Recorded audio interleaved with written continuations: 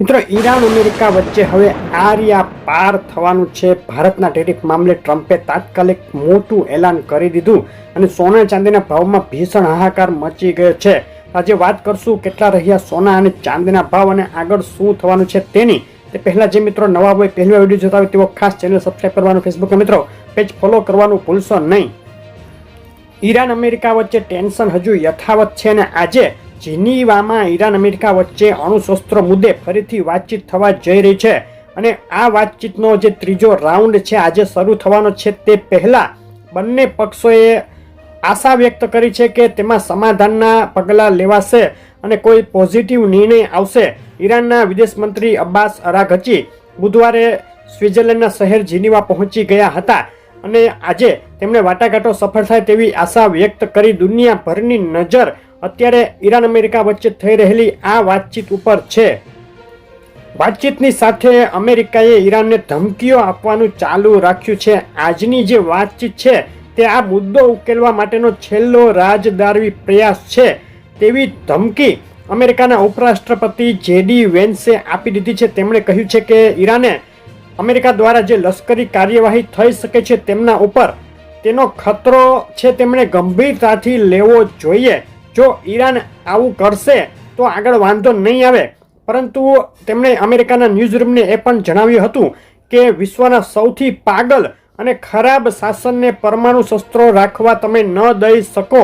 America કટિબદ્ધ છે કે ઈરાન તેના તમામ પરમાણુ શસ્ત્રોનો નાશ કરે અને સાથે સંકેત આપ્યો કે જો આવું નહીં થાય તો ગંભીર પરિણામ ઈરાને ભોગવવા પડશે અને આ બેઠક ઈરાન અમેરિકા ટેન્શનની આગામી દિશા નક્કી કરશે.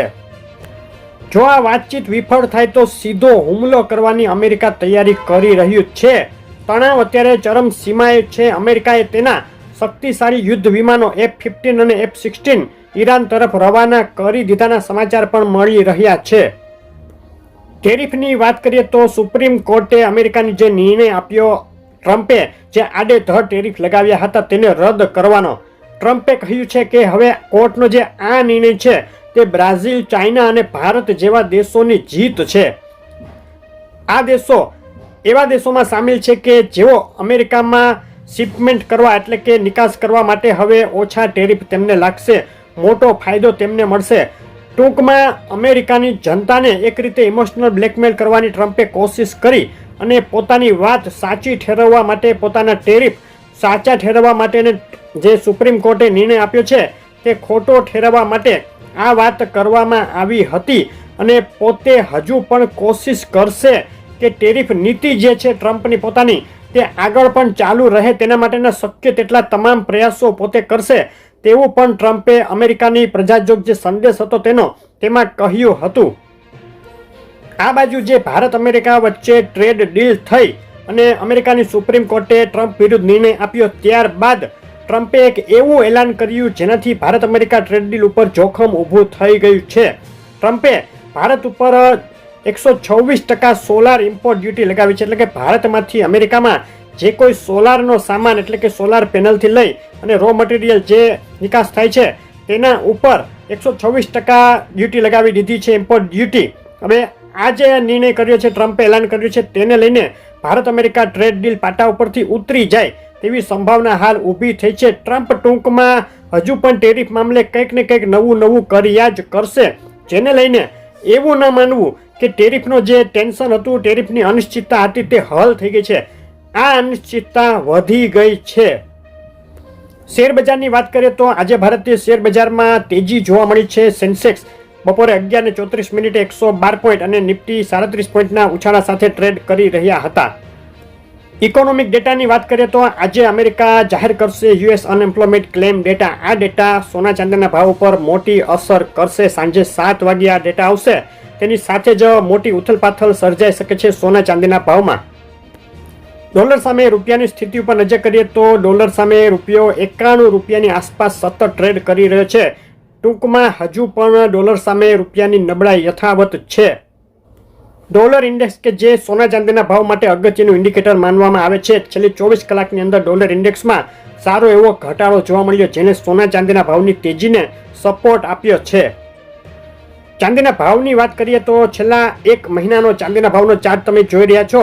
એક મહિના દરમિયાન મોટી વધઘટ ચાંદીમાં જોવા મળી છે. છેલ્લા 15 દિવસથી ચાંદીના ભાવમાં એક સીમિત રેન્જ જોવા મળી છે, લગભગ $15 થી $20 અને તેની વચ્ચે ચાંદીએ મજબૂતી બતાવી છે.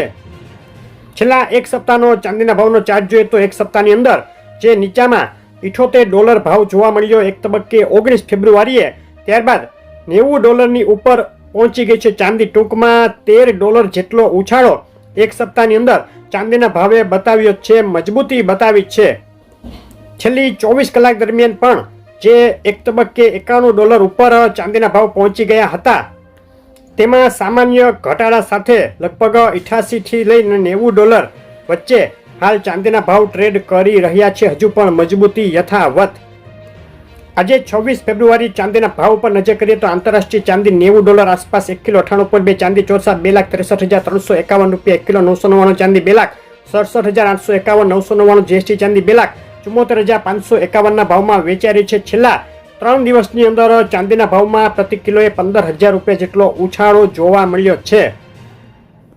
MCX ચાંદીના ભાવના બાય સેલ કોલ ઉપર નજર કરીએ તો 2,64,694 ઉપર બાય કોલ માટે એન્ટ્રી ટાર્ગેટ 2,67,033, 2,62,750 નીચે જાય તો સેલ કોલ માટે એન્ટ્રી ટાર્ગેટ 2,60,438. બે તરફી મોટી વધઘટ થઈ શકે. કોલ ઇન્ટ્રાડે પૂરતા અને ફક્ત સમજૂતી માટે જ છે. ઝડપથી સોનાના ભાવ ઉપર નજર કરીએ. એક મહિનાનો સોનાના ભાવનો ચાર્ટ તમે જોઈ રહ્યા છો. એક મહિના પહેલા લગભગ 30 જાન્યુઆરીએ જે કડાકો બોલ્યો, ત્યારબાદ સોનાના ભાવે સતત એક ધીમી ગતિએ મજબૂતી તરફનો ટ્રેન્ડ બતાવ્યો છે. $4,500 નીચેની સપાટીએથી છેલ્લા 25 દિવસની અંદર સોનાનો ભાવ $5,200ની સપાટી એકવાર કૂદાવી ગયો છે. છેલ્લા 2 દિવસની અંદર છેલ્લું એક સપ્તાહ સોના માટે મજબૂતી ભર્યું રહ્યું. 3.5% ઉછાળો સોનાના ભાવમાં જોવા મળ્યો છે. $5,000ની સપાટીએથી ઉછળી $5,200 ઉપર લગભગ $250 તેજી એક સપ્તાહમાં સોનાના ભાવે બતાવી છે. છેલ્લી 24 કલાક દરમિયાન બે તરફી મોટી વધઘટો વચ્ચે સોનાના ભાવે મજબૂતી જાળવી રાખવામાં સફળતા મેળવી છે. અત્યારે $5,200ની આસપાસ હજુ પણ સોનું ટ્રેડ કરી રહ્યું છે. સોના અને ચાંદીના ભાવમાં મજબૂતી જોવા મળી. છેલ્લા 25 દિવસની સૌથી ઊંચી સપાટીએ પહોંચી ગયા ફરીથી સોના ચાંદીના ભાવ. ઈરાન અમેરિકા ટેન્શન અને ટેરિફ પોલિસી મામલે અનિશ્ચિતતા યથાવત રહેતા હાલ સોનાના ભાવને સપોર્ટ મળી રહ્યો છે અને સોનાના ભાવમાં $5,000 હવે નીચે અગત્યનો સપોર્ટ રહેશે. $5,000ની ઉપર જ્યાં સુધી સોનું રહેશે ત્યાં સુધી તેજી તરફનું મોમેન્ટમ ચાલુ રહે અને $5,500 સુધી પણ સોનું જઈ શકે.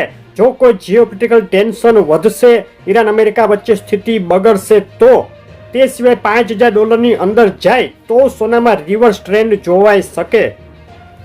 સોના માટે MCXના બાય સેલ કોલ ઉપર નજર કરીએ. 1,60,943 ઉપર બાય કોલ માટે એન્ટ્રી અને 1,60,185 નીચે સેલ કોલ માટે એન્ટ્રી ટાર્ગેટ ઇન્ટ્રાડે પૂરતા અને ફક્ત સમજૂતી માટે જ છે.